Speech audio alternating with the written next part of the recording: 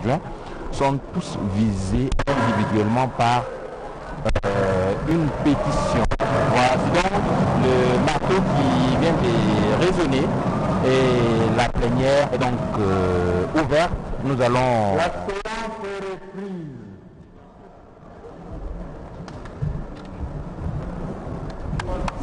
Honorables chers collègues,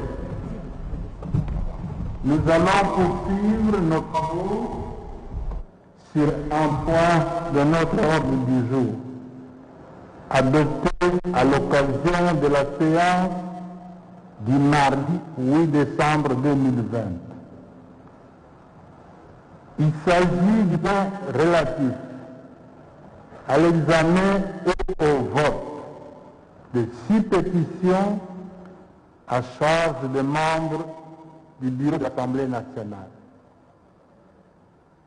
Comme vous le savez, ces pétitions visent l'heure d'échéance respective. Pour ce faire, nous allons suivre la procédure prévue par l'article 31 du règlement intérieur de l'Assemblée nationale. Cette procédure exige l'examen au cas par cas de ces 6 pétitions, selon l'ordre de préséance, et elle comprend les étapes suivantes. En premier lieu, il sera question de vérifier la recevabilité de 6 pétitions. En deuxième lieu, la parole sera accordée aux représentants des signataires de chaque pétition, en vue d'en exposer les contenus. En troisième lieu, le débat sera ouvert. À ces propos, comme convenu lors de notre dernière séance, pour chaque pétition, la parole sera accordée à 5 députés pour la soutenir et à 5 députés pour la réfuter. Ce qui fait que nous aurons au total 60 intervenants qui prendront la parole lors du débat. C'est trop?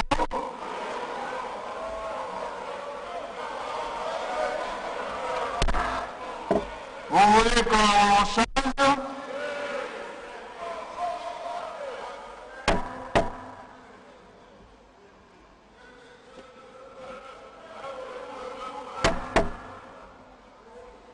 Qui interviennent sur cette question. 2 pour, 2 contre, pour 2, 2. Qui sont pour 2? 2, 2 pour chaque pétition. Service contrôlé, hein? C'est majoritaire. Hein? C'est majoritaire. Bon, 2 pour 2. 2 pour et 2 contre. Nous sommes d'accord? Vous modifiez, hein? Ainsi adopté. En quatrième lieu, à l'issue des interventions, la parole sera accordée en dernier ressort à chaque membre du bureau pour répondre aux griefs mis à sa charge. Pendant 15 minutes. Ça va? 15 minutes, oui.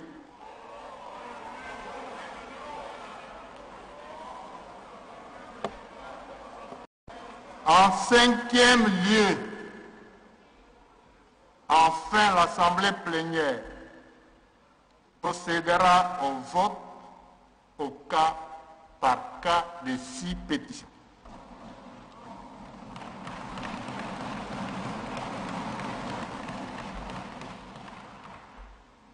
Honorables députés, chers collègues, après nous être fixés sur la procédure à suivre, nous abordons l'étape concernant la recevabilité.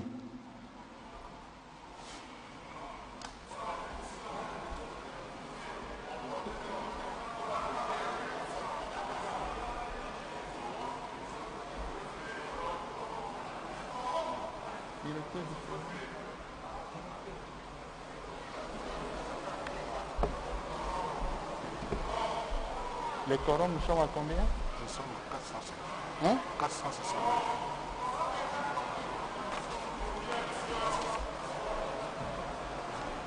Vous voulez avoir le quorum? Nous sommes à 469.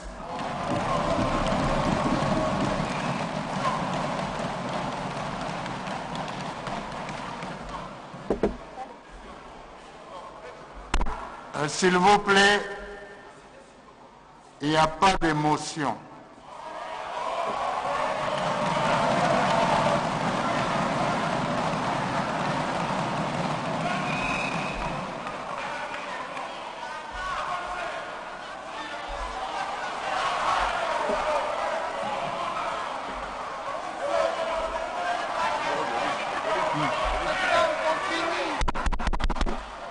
Nos députés, chers collègues,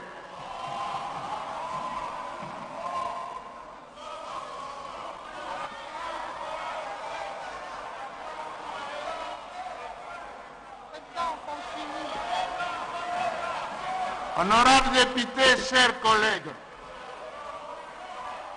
à ce sujet, Vous devez soumettre l'ordre du jour au vote.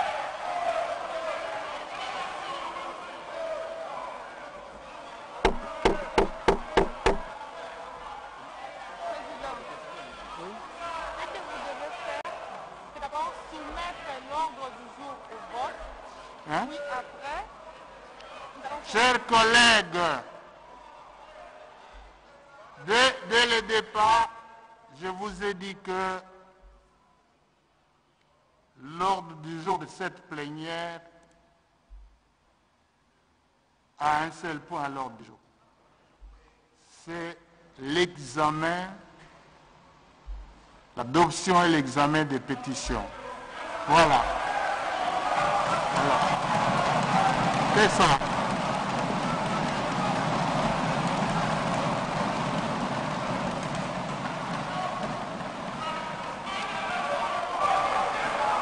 Président, essayez d'activer le RCC que le service de protocole arrive.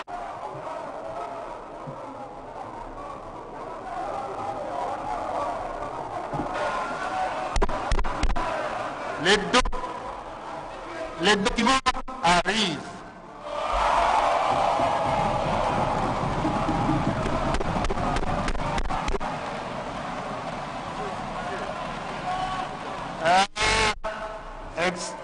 Chers collègues,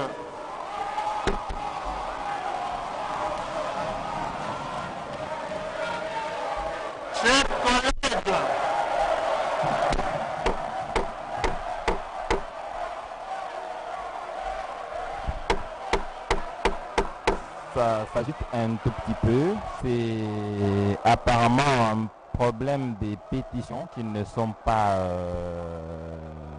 disponibles auprès du rapporteur déjà sur la tribune. Et je crois que les services de l'Assemblée nationale se préparent à amener ces pétitions pour que lecture soit faite et que ainsi les esprits soient apaisés. Vous comprenez donc que c'est un enjeu important pour la démocratie en République démocratique du Congo. Il est tout à fait normal que ce genre de scènes soient observées.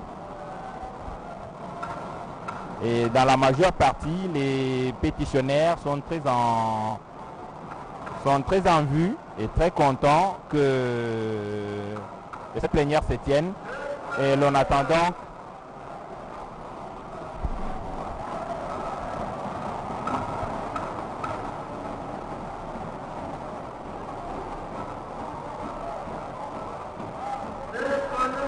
s'il vous plaît,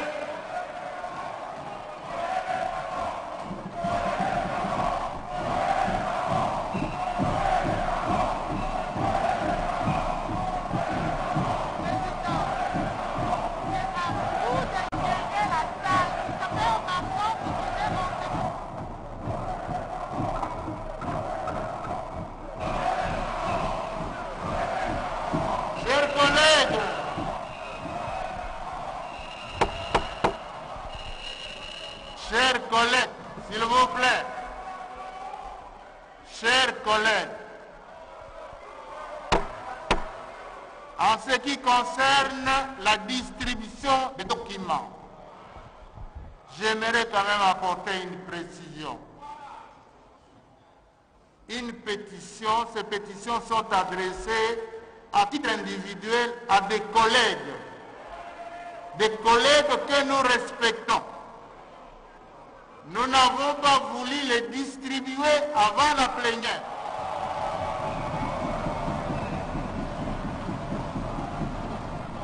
Par décence, suivez s'il vous plaît. Par décence et par dignité à nos collègues qui ont été mis en cause, il ne fallait pas que ces pétitions soient mises dans les réseaux sociaux avant le débat ici.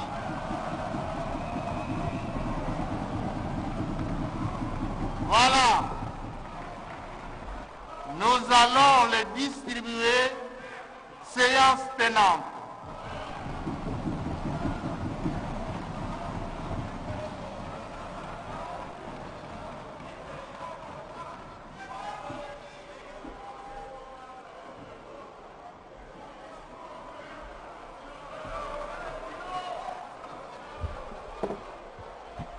Chers collègues, en ce qui concerne la recevabilité des pétitions, suivez s'il vous plaît. En vertu de l'article 31 de notre règlement intérieur, la recevabilité d'une pétition est exigée par rapport au nombre de députés. Pour un membre du bureau, c'est 50 signatures. Pour le président de l'Assemblée, c'est 125 signatures. Voilà. C'est cela les conditions de recevabilité qui sont édictées par notre règlement intérieur.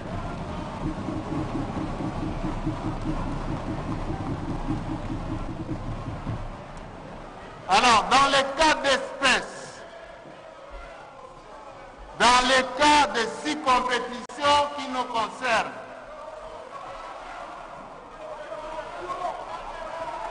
nous avons 250 signatures de la pétition contre l'honorable président de l'Assemblée nationale.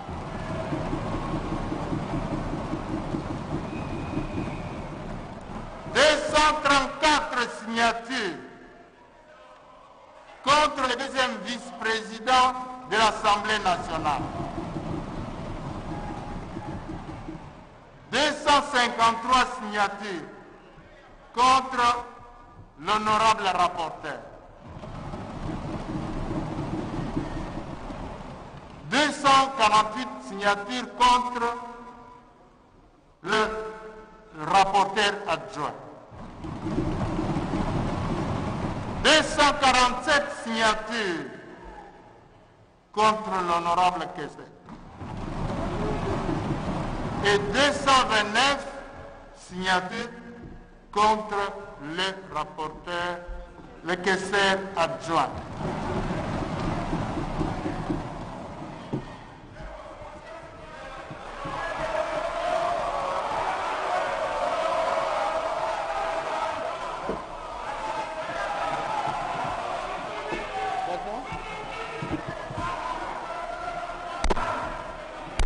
Chers collègues,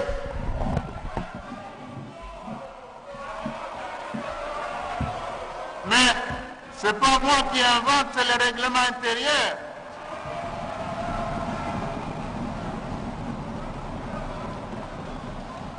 C'est le règlement intérieur qui dit que quand la procédure est enclenchée, on ne peut pas interrompre. Alors moi je vais dire quoi?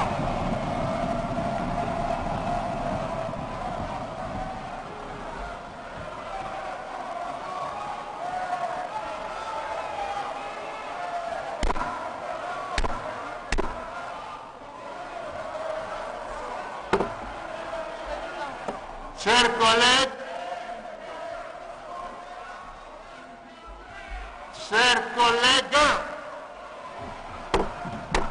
Cela étant, nous passons à l'étape consacrée aux interventions des représentants des pétitionnaires.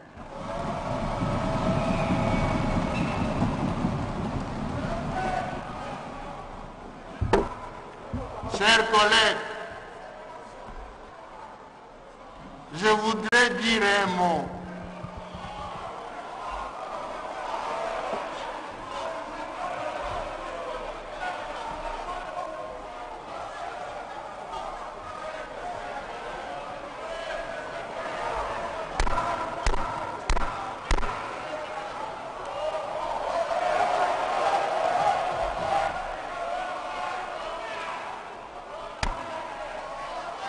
Non, il n'y a pas d'interruption. C'est le règlement intérieur. Je ne peux pas interrompre.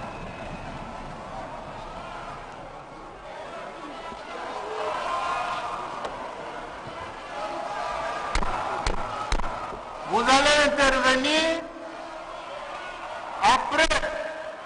Pas d'émotion.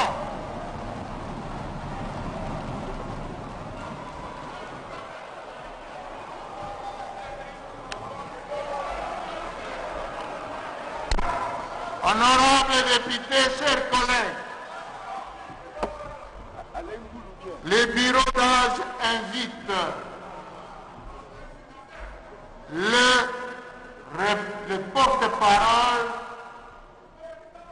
des signataires de la pétition contre l'honorable président de l'Assemblée nationale.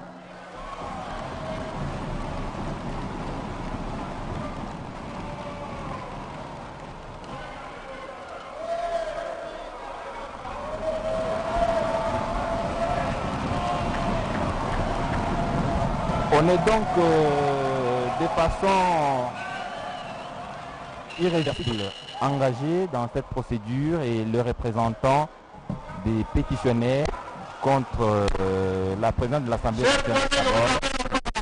Lecture de la pétition contre l'honorable présidente de l'Assemblée nationale, Janine Mabunda, qui est elle-même présente dans cette plénière.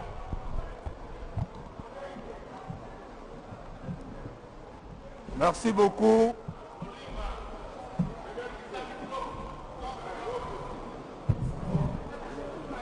Merci beaucoup, honorable président du bureau, pour la parole. Avant de faire la lecture de la pétition en vue de la déchéance de l'honorable Janine Mabunda Lioko, présidente du bureau de l'Assemblée nationale, je voudrais d'abord porter à la connaissance de l'auguste assemblée ici que par le principe de collégialité, nous allons nous faire relayer ici avec mes collègues signataires de la pétition pour lire à tour de rôle les différentes pétitions concernant les 6 membres du bureau. Moi, collègues, s'il vous plaît, vous allez lire seule cette pétition. Seule. On a dit le porte-parole. Le porte-parole, c'est 6 personnes qui vont intervenir. Voilà, merci. Si vous lisez jusqu'à la fin. Qu'à cela ne tienne, je suis d'accord avec vous, monsieur le président. Pétition en vue de la déchéance de l'honorable Janine Mabunda Lioko, présidente du bureau de l'Assemblée nationale. Nous, députés nationaux élus légitimes du peuple, décidons en ce jour d'initier en toute responsabilité et en toute conscience une pétition en vue d'obtenir la déchéance de l'honorable président de l'Assemblée nationale, Janine Mabunda Lioko, pour faute grave et incompétence notoire.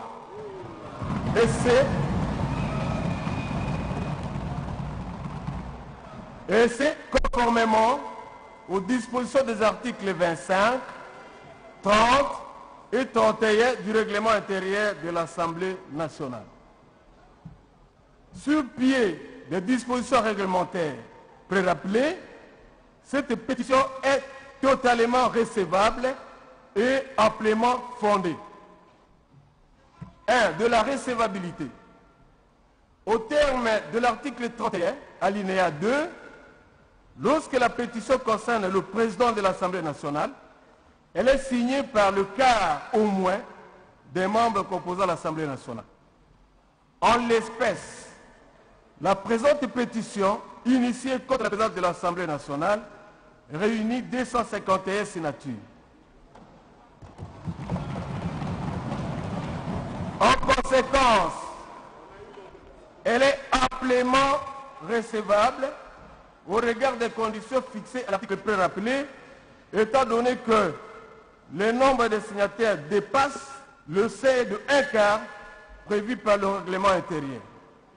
Aussi, la présente pétition a-t-elle le mérite de réunir plus de 250 signatures, soit au-delà de la majorité absolue, ce qui équivaut à un désaveu total et absolument de la présidente de l'Assemblée nationale. Un désaveu total et absolu de la présidente de l'Assemblée nationale. 2. Du fondement de la pétition. L'article 5, alinéa 2, dispose ce qui suit. Toutefois, en cas de faute grave ou d'incompétence constatée par la plénière dans l'exercice de ses fonctions, un membre du bureau peut être relevé par celle-ci suivant une procédure contradictoire. À l'effet de justifier la rationalité de notre démarche, les griefs retenus à charge de l'honorable président Jean-Yves Mabunda se cristallisent autour des points ci-après. Premier point, de l'opacité de la gestion des finances de l'Assemblée nationale.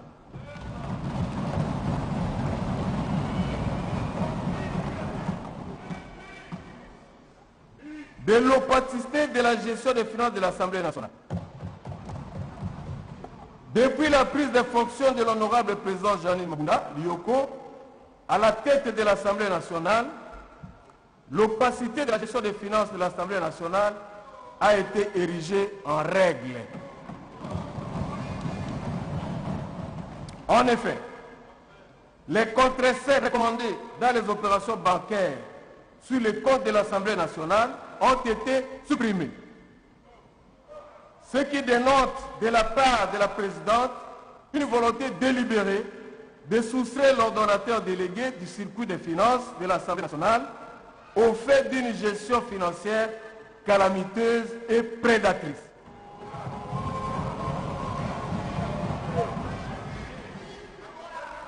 Au regard de ce qui précède, la déchéance de Mme Jean-Yves Mabunda Yoko est une périlleuse nécessité devant épargner les finances de l'Assemblée nationale d'une gestion érosive et calamiteuse. 2. De l'absence d'un règlement financier. Le règlement financier, outil indispensable pour une gestion saine et transparente, lequel renferme les modalités d'exécution de la dotation de l'Assemblée nationale, n'a jamais été soumis à l'approbation de l'Assemblée plénière conformément à l'article 1er, à l'alinéa 1er de l'article 139 de son règlement intérieur.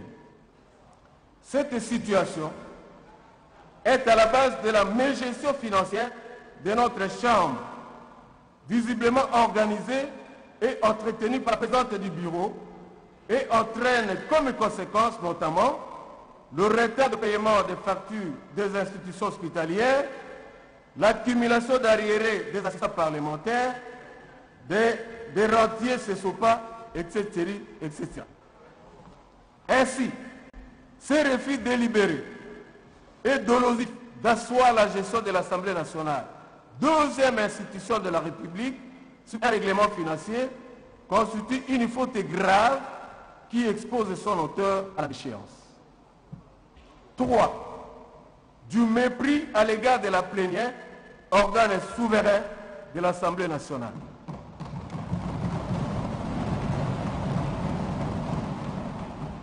Au terme de l'article 34 du règlement intérieur de l'Assemblée nationale, le président assure une mission générale de direction et de représentation de l'Assemblée nationale.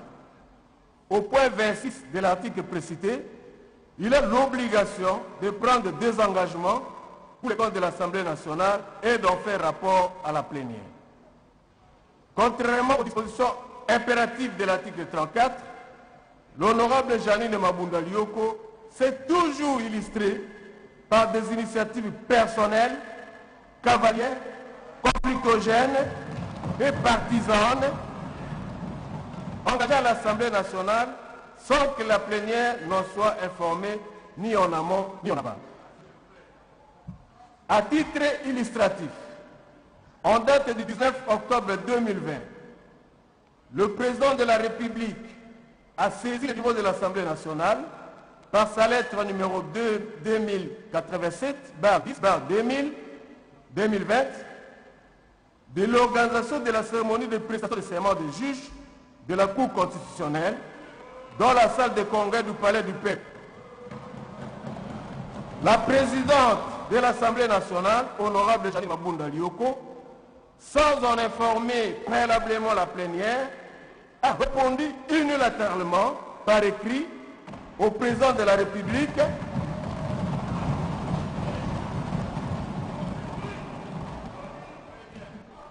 Elle a répondu unilatéralement par écrit au président de la République en des termes légers et discourtois, consacrant les boycotts et les sabotages de cette cérémonie. Ce comportement indigne d'une animatrice de la deuxième institution de la République a, sans doute, jeté un discrédit sur le prestige de l'Assemblée nationale et a terni sensiblement l'image de celle-ci dans l'opinion publique. Ainsi, la seule façon de redorer l'image de notre Chambre et lui redonner ses lettres de noblesse, c'est sans nul doute la déchéance de l'honorable président de l'Assemblée nationale,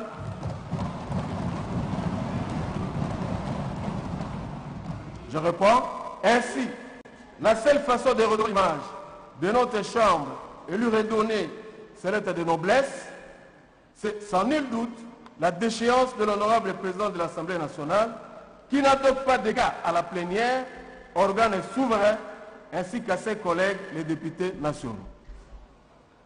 4. Des violations répétées de la Constitution, des lois et du règlement intérieur de l'Assemblée nationale. Sur la base de l'article 1er, alinéa 1er, le règlement intérieur régit l'organisation et le fonctionnement de l'Assemblée nationale conformément aux dispositions de la Constitution et des lois de la République. En dépit de la clarté de la disposition sus-évoquée, l'honorable Janine Mabunda Lioko, dans la conduite des activités de l'Assemblée nationale, a brillé dans la violation manifeste du règlement intérieur, et c'est de manière récurrente et chronique, faisant l'incompétence notoire de présider aux destinées de notre Chambre, notamment, premier trait, par l'inscription de certaines matières du jour de l'Assemblée plénière, sans préalablement les soumettre à la conférence de présidents en violation des articles 60 et 70 du règlement intérieur. Deuxième trait, par le blocage du rapport du dernier processus électoral et du rapport annuel de l'exercice 2019, pourtant distribué aux députés nationaux et jamais soumis aux délibérations de l'Assemblée plénière.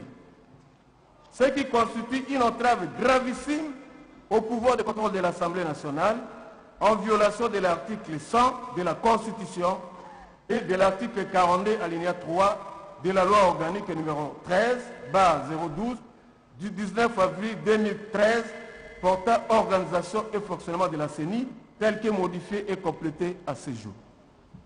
Troisième trait, par le blocage sélectif des initiatives législatives des députés nationaux durant des sessions entières en violation de l'article 100 de la Constitution du 18 février 2006 tel que modifié à ce jour et des articles 141, 142, 143, 145, 146, 147, 148 et 149 du règlement intérieur de l'Assemblée nationale. Quatrième trait, par le passage en force de certaines initiatives législatives scélérates et contraires à la Constitution, et c'est en violation du règlement intérieur de l'Assemblée nationale. Illustration faite aux propositions de loi controversées dites Minaku et Sakata,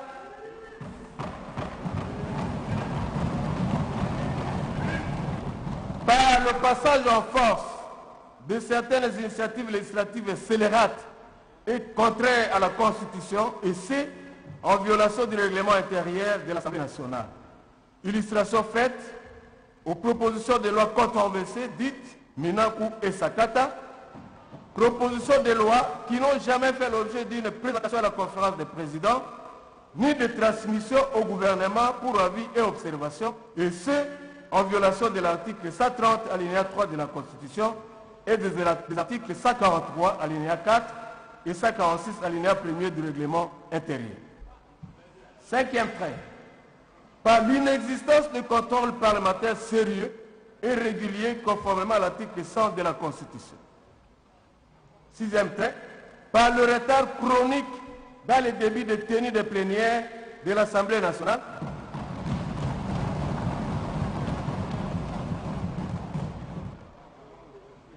et c'est en violation de l'article 68 alinéa 2 qui dispose de ce qui suit. Je cite, à moins que le bureau n'en décide autrement, le débit de séance est fixé à 10 heures précises. De tout ce qui précède, et pour toutes les raisons évoquées ci haut, honorable président du bureau, permettez-moi de faire une exhortation aux nombreux députés qui sont avec nous ici dans cette salle. Très chers collègues députés,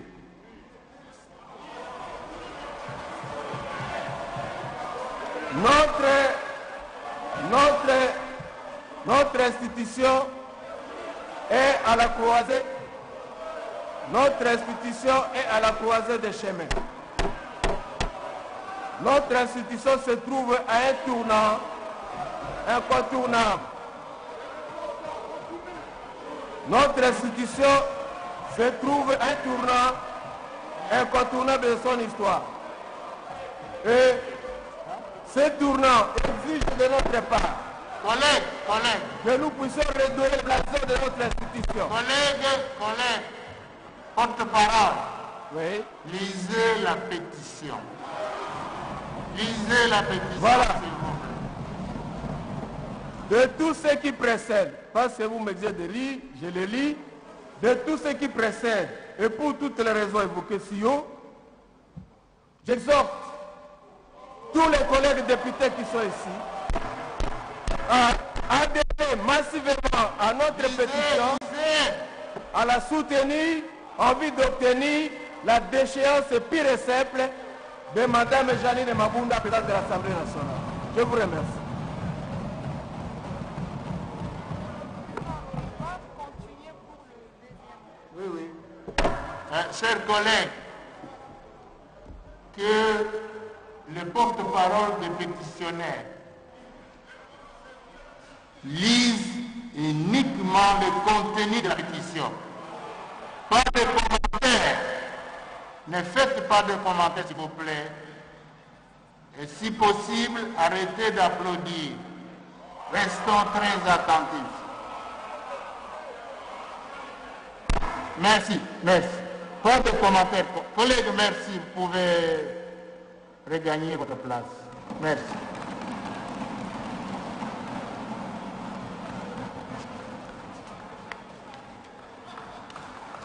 Alors, nous invitons les porte-parole de signataires des pétitionnaires, des pétitions contre le deuxième vice-président.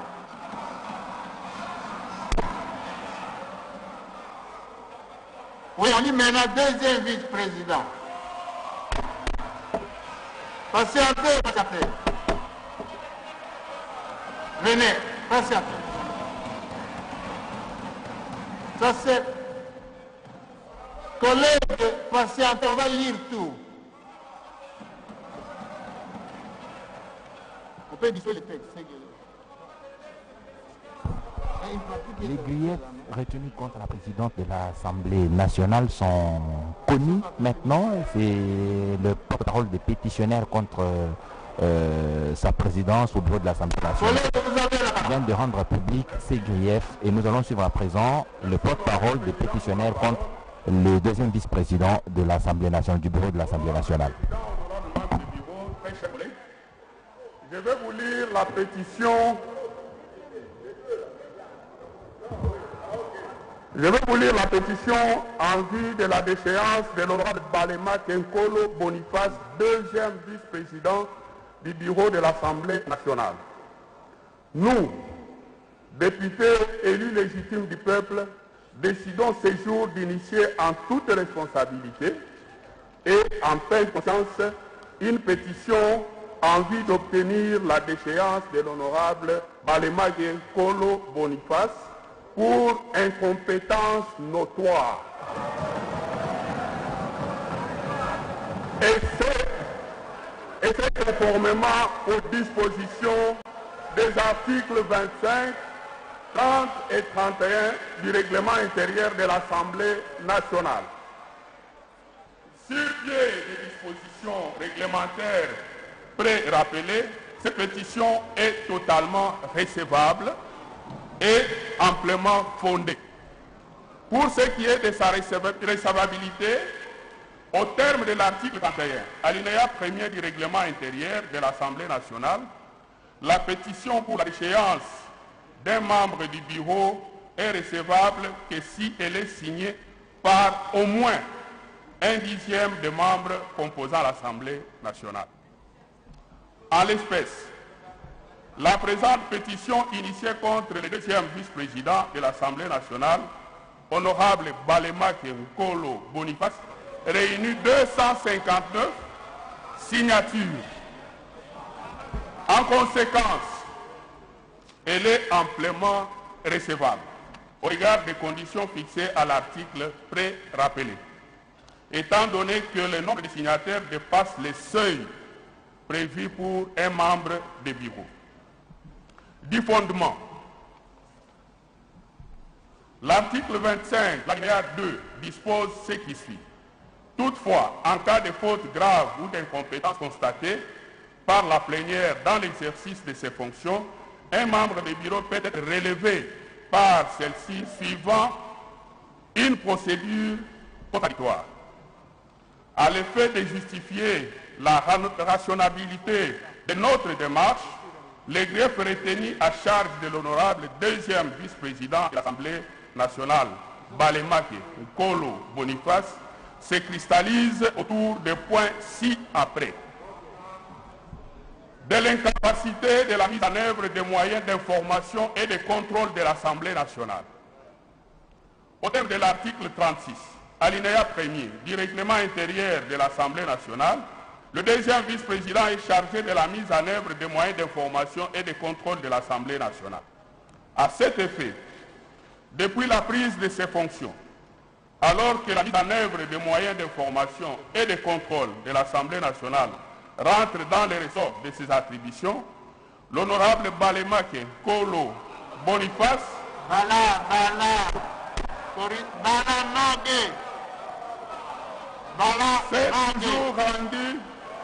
s'est toujours rendu complaisamment complice du blocage de l'exercice du pouvoir de contrôle de l'Assemblée nationale sur la question de la CENI.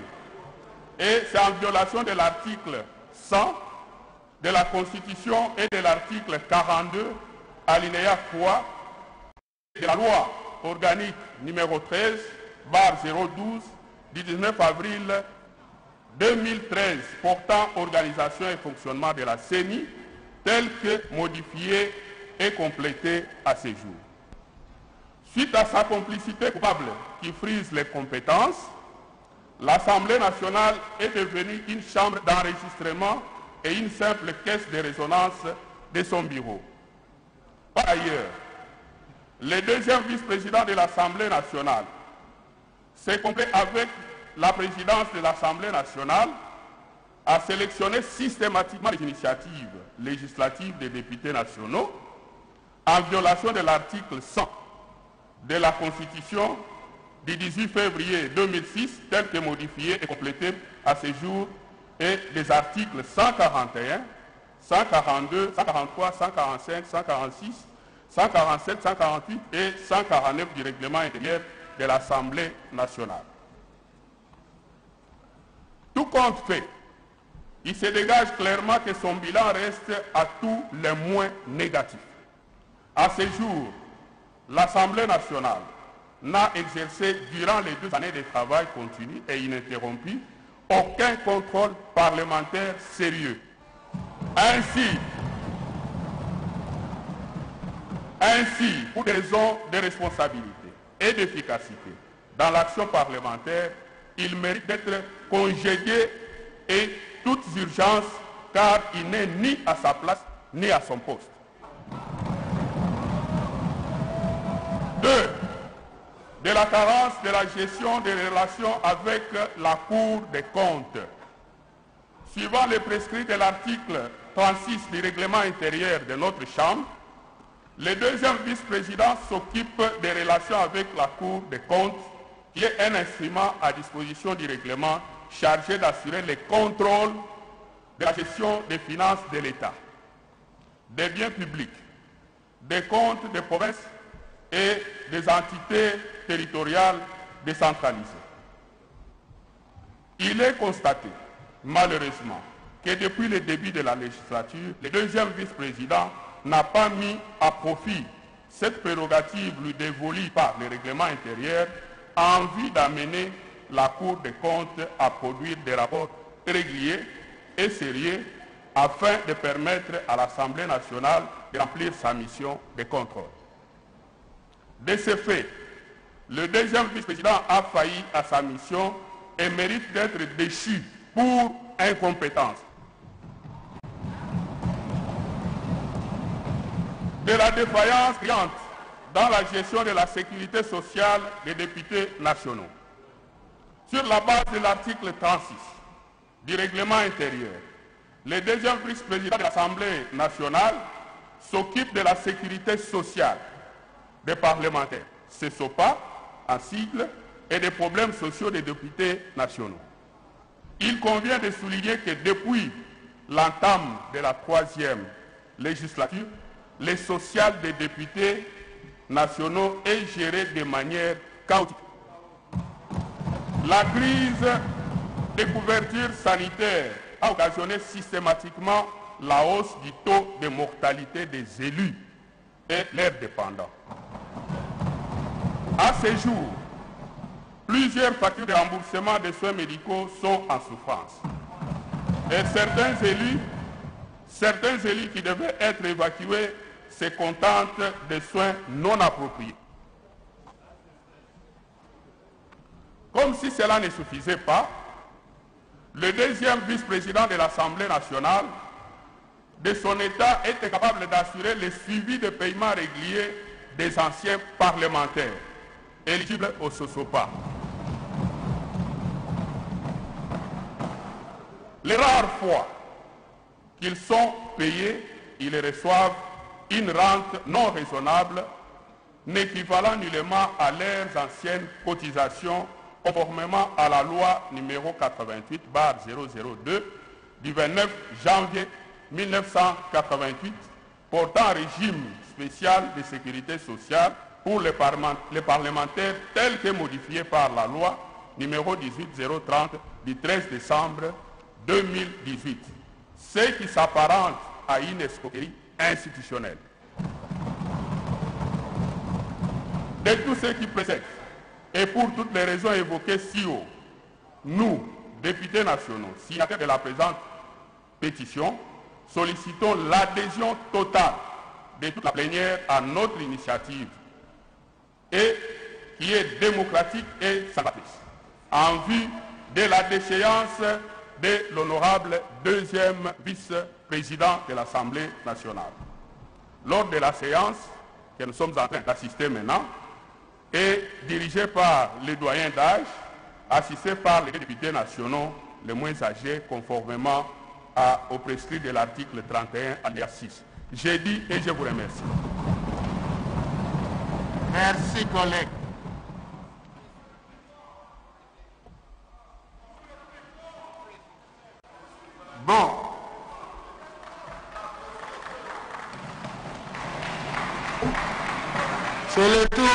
parole des signataires de la pétition contre les rapporteurs. Ça vient. Ça vient? Envoyez quelqu'un qui vient. Ça vient. Ça vient.